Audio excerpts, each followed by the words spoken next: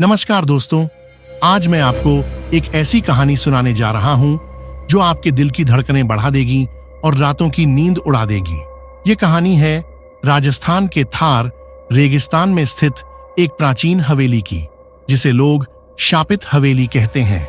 गांव वालों का कहना है कि इस हवेली के अंदर मौत का साया है। जिसने भी इसमें कदम रखा वह या तो पागल होकर लौटा या फिर कभी वापस नहीं आया। इस हवेली में एक श्राप छुपा है। आज मैं आपको राघव की कहानी सुनाऊंगा, जिसने इस श्राप को चुनौती देने की कोशिश की। राघव एक 28 वर्षीय इतिहासकार अपने शोध के सिलसिले में खुर्दपुर नामक गांव पहुंचा।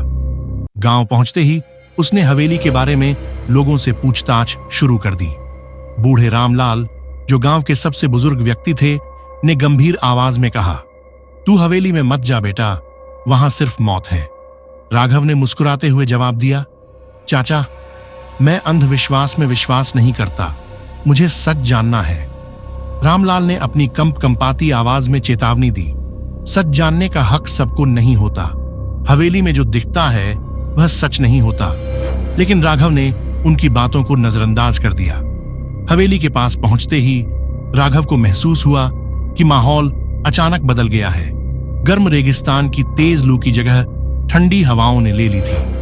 हवेली के बाहर बड़े बड़े बरगद के पेड़ थे, जिनकी जड़ें जमीन से बाहर निकलकर किसी डरावने जानवर की तरह दिख रही थीं।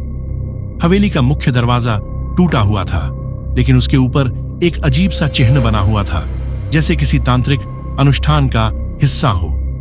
राघव ने एक गहरी सांस ली और अंदर कदम रखा। अंदर का दृश्य और भी भयावह था।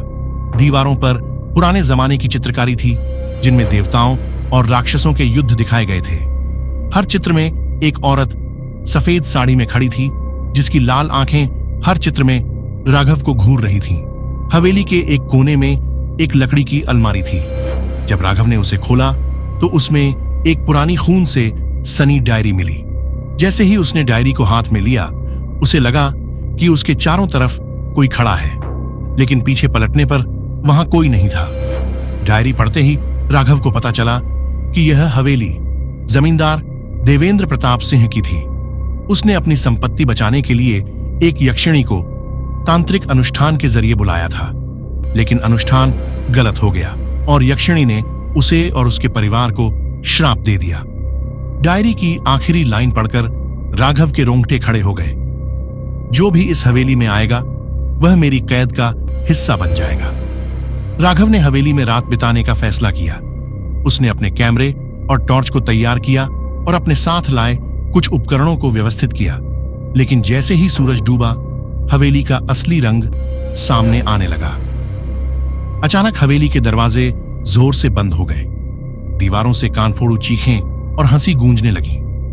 राघव ने टॉर्च ऑन की, लेकिन उसे टॉर्च की रोशनी में अजीब सी परछाइयां दिखने लगीं। कमरे के एक कोने से पायल की आवाज आने लगी। राघव ने हिम्मत करके उस दिशा में देखा।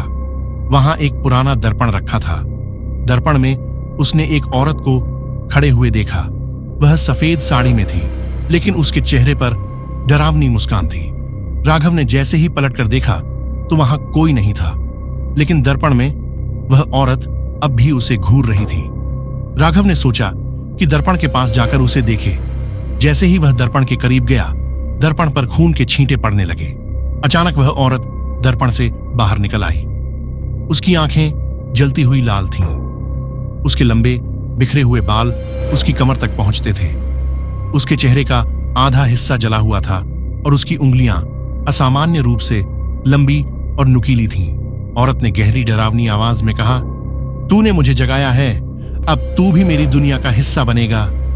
राघव ने डरते हुए पूछा, "तुम कौन हो?" औरत चीखते हुए बोली, "मैं यक्षिणी हूं। यह हवेली मेरी कैद है। अब तू भी इसमें हमेशा रहेगा।" यक्षिणी ने राघव को तांत्रिक अनुष्ठान पूरा करने का आदेश दिया। हवेली की हर दीवार से खून टपकने लगा। राघव ने डायरी की आखिरी लाइन याद की। वह समझ गया था कि दर्पण को नष्ट करना ही यक्षिणी को रोकने का एकमात्र तरीका है। लेकिन जैसे ही उसने दर्पण तोड़ने की कोशिश की, यक्षिणी ने अपनी नुकीली उंगलियों से उसका गला पकड़ लिया। राघव को लगा कि उसकी सांसें रुक जाएंगी। आखिरी पल में उसने अपनी पूरी ताकत जुटाकर पास पड़ी लोहे की छड़ी से दर्पण को तोड़ दिया। दर्पण के टूटते ही हवेली में जोरदार चीख गूंजी। यक्षिणी ने अपने चेहरे को फाड़ते हुए चीख मारी और धीरे धीरे जलकर राख में बदल गई। राघव किसी तरह हवेली से बाहर निकल आया। गांव पहुंचने पर गांव वाले उसे देखकर हैरान रह गए। रामलाल ने कहा, तू बच गया बेटा, लेकिन श्राप अभी भी जिंदा है। राघव ने गाड़ी स्टार्ट की और वापस शहर जाने लगा। रास्ते में उसने रियरव्यू मिरर में देखा। मिरर में यक्षिणी उसकी गाड़ी के पीछे बैठी मुस्कुरा रही थी। यह कहानी यहीं खत्म नहीं होती, श्राप अभी भी जिंदा है।